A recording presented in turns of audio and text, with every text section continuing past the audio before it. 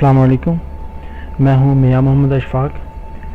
जहां पर कंप्यूटर में के सुस्त रफ्तार होने में कई वजूहात हैं, उनमें से एक वजह कंप्यूटर्स की रैम का कम होना भी है। कंप्यूटर्स की रैम का कम होना और कंप्यूटर्स की रैम का ठीक तरीके से काम ना करना भी कंप्यूटर के सुस्त चलने की वजह भी हो सकती हैं।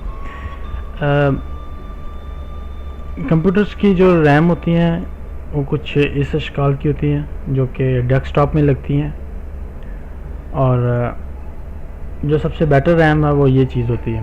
इसके ऊपर ये जो आपको ब्लू सा ये कलर नज़र आ रहा है, ये असल में हीट सिंक लगा हुआ है जो कि रैम को गर्म होने से रोकता है। तो अगर आप मार्केट से कोई रैम परचेज़ करें तो आप कोशिश कीजिए कि एक तो यूज्ड रैम ना हो, तो दूसरा कि उसके ऊपर ये थोड़ी सी महंगी हो सकती है कि उसके ऊपर ये हीट सिंक वगैरह लगा हो, जो कि जैसा कि आप देखते हैं कि वो प्रोसेसर के ऊपर भी लगा होता है जो कि प्रोसेसर को गर्म नहीं होने देता। अगर आप हीट सिंक उतार के कुछ देर कंप्यूटर चलाएंगे तो कंप्यूटर ऑफ हो जाएगा बार बार, या ब्लू स्क्रीन एरर आएगा या कई दीगर एरर जो है वो आपके सामने करेगा, कंप्यूटर बंद हो जाएगा।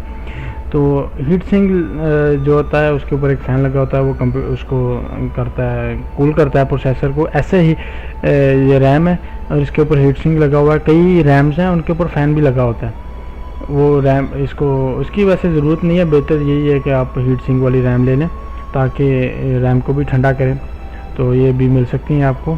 ये सिर्फ डेस्कटॉप वर्जन में अवेलेबल है, लैपटॉप वर्जन में ये वो वाली हीट सिंक वाली रैम्स अवेलेबल नहीं है। लैपटॉप में ये रैम्स लगी होती हैं कुछ इस तरीके से। ये असल में डेल का कंप्यूटर है जिसकी ये तस्वीर है और इस जगह पे रैम इसकी लगी हुई है। तो मुख्तलिफ जगह पर लगाई होती हैं मॉडल के हिसाब से, कईयों ने यहाँ पे लगाई होती है, कईयों ने इस जगह पे बॉक्स। ये इजीली है, सारा कंप्यूटर खोलने की ज़रूरत नहीं है, सिर्फ बैक साइड पे एक बॉक्स है, उसका कवर ओपन कीजिए और उसमें जो रैम्स लगी होती हैं वो आप इस्तेमाल चेक कर सकते हैं।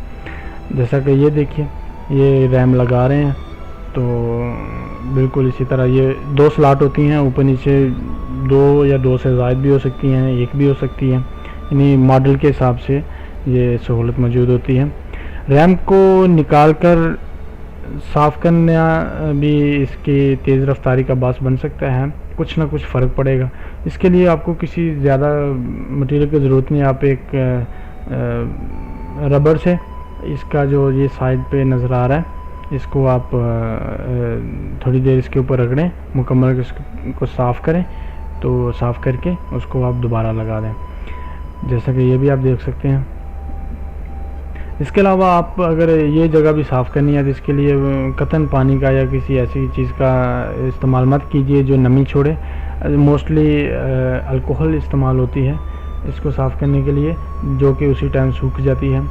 और बेहतर ये है कि आप कुछ भी यूज़ ना करें, आप एक ब्रश से इसको अच्छी तरह से साफ़ कर दें और कोशिश कीजिए कोई वायर, इसकी ये छोटे छोटे यहाँ पे इसके कनेक्शंस हैं वो उसको कोई प्रॉब्लम ना हो, और सॉफ्ट ब्रश यूज़ कीजिए और 1-2 बार करने से वो जो डस्ट वगैरह होगी वो साफ़ हो जाएगी। और इसके बाद ये दोनों साइडों में, दूसरी साइड पे भी इसी किस्म की हैं कनेक्शंस की सॉकेट्स हैं, तो आप दोनों साइडों पे इसको करने से भी रैम की इसका जो होता है काम करने पे कुछ अच्छा असर पड़ेगा। तो एक चीज़ होती है कि आपके कंप्यूटर में रैम कम है। आपके कंप्यूटर की रैम जानने के लिए कि आपके कंप्यूटर में कितनी रैम है, आप कंप्यूटर की प्रॉपर्टीज़ में जाएं और यहाँ पे ये देखिए मेरे कंप्यूटर में 12 GB रैम इंस्टॉल्ड है। अभी 12 GB रैम इंस्टॉल्ड है और मुझे वैसे मज़ीद की ज़रूरत नहीं है इसमें। अगर मैं मज़ीद का इजाफ़ा करना चाहूँ, फ़र्ज़ करें कि आपके कंप्यूटर में 2 GB रैम इंस्टॉल है और आपको मज़ीद इजाफ़ा करने की ज़रूरत है, तो कैसे करेंगे और आप मार्केट से भी परचेज़ नहीं करना चाहते, तो हम जो रैम मैं आपको ये सबसे पहले बता दूं, जो रैम हम एक्सटेंड करेंगे उसका एक तरीके का जो मैं अभी आपको बताने जा रहा हूँ ये है कि आप अपनी हार्ड डिस्क में से कुछ GB MB जो हैं वो आप एज ए रैम इस्तेमाल करें। वो हार्ड में से एज ए हार्ड यूज़ नहीं होगी, वो एज ए रैम यूज़ होंगी। तो इसके लिए आप अपनी USB भी इस्तेमाल कर सकते हैं। USB मैं रिकमेंड नहीं करूँगा, वो इसलिए कि USB पोर्ट जो होती है उसकी स्पीड लिमिटेड होती है। आप कॉपी पेस्ट करते हैं तो देखें उसकी स्पीड लिमिटेड होती है, उससे ज़्यादा वो स्पीड जो है वो इस्तेमाल नहीं होती। तो मैं आपको रिकमेंड नहीं करूँगा कि आप USB से करें, हालांकि USB भी हो जाती है। तो बेहतर है कि आप अपनी हार्ड डिस्क से ही कुछ GB MBs आप एज ए रैम के लिए मुख्तस कर दें। तो चलिए मैं आपको बताता हूँ कि कैसे करते हैं। सबसे पहले आपको माई कंप्यूटर या कंप्यूटर की प्रॉपर्टीज़ में जाना है। इसकी प्रॉपर्टीज़ में जाकर आप यहाँ पे एडवांस सिस्टम सेटिंग है, ये देख सकते हैं आप। एडवांस सिस्टम सेटिंग पे क्लिक करने के बाद आपको यहाँ पे एक डायलॉग बॉक्स ओपन होगा। ये डायलॉग बॉक्स को आप यहाँ से परफॉर्मेंस है, परफॉर्मेंस की सेटिंग पर क्लिक कीजिए। इसके बाद एक और डायलॉग बॉक्स ओपन हो जाएगा और उसका आप उसमें 3 टैब्स हैं, उसमें से सेकंड टैब जो कि एडवांस की है उस पर क्लिक कीजिए और उसके बाद यहाँ पर वर्चुअल मेमोरी का डायलॉग है, उसमें से चेंज कीजिए। अभी वर्चुअल मेमोरी आपने देनी है, ये ऑटोमेटिक है, किसी बवक्त ज़रूरत कंप्यूटर खुद ही हार्ड से उठा लेता है थोड़ी बहुत, लेकिन हम ऑटोमेटिक नहीं, हमें अब मैनुअल देनी है और परमानेंट ही देनी है। आप मैं सी से देता हूँ। कस्टम साइज़ क्लिक कीजिए। कस्टम साइज़ क्लिक करके यहाँ पर आपने इसकी इनिशियल साइज़ लिखना है और मैक्सिमम साइज़ लिखना है। मैं यहाँ पर लिखता हूँ, ये देखिए उसने सी का बताया कितने MB अवेलेबल हैं, आप स्पेस जो है वो दे सकते हैं। ये स्पेस फ्री जो है हमारी हार्ड ड्राइव सी में, ये देखिए 176 MB फ्री है, ये उसकी MBs हैं। तो मैं सी 176 सॉरी आप देख सकते हैं 176 GB फ्री है, तो मुझे इसमें से कुछ देनी है। तो मैं कैलकुलेटर ओपन करता हूँ आपके सामने। कैलकुलेटर ओपन करके मैं यहाँ पे 4 GB मज़ीद यहाँ से देता हूँ।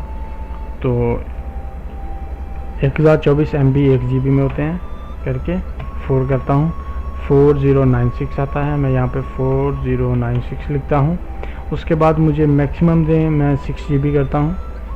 यहाँ पे मैं लिखता हूँ 6144, यहाँ पर मैं 6144 लिखता हूँ और इसको सेट कर देता हूँ। यहाँ पे देखिए वो साइज़ 6144 और 4096 आ चुका है। मैं ओके करता हूँ, इसको भी ओके करता हूँ, इसको भी ओके करता हूँ और मैं हार्ड से जाता हूँ।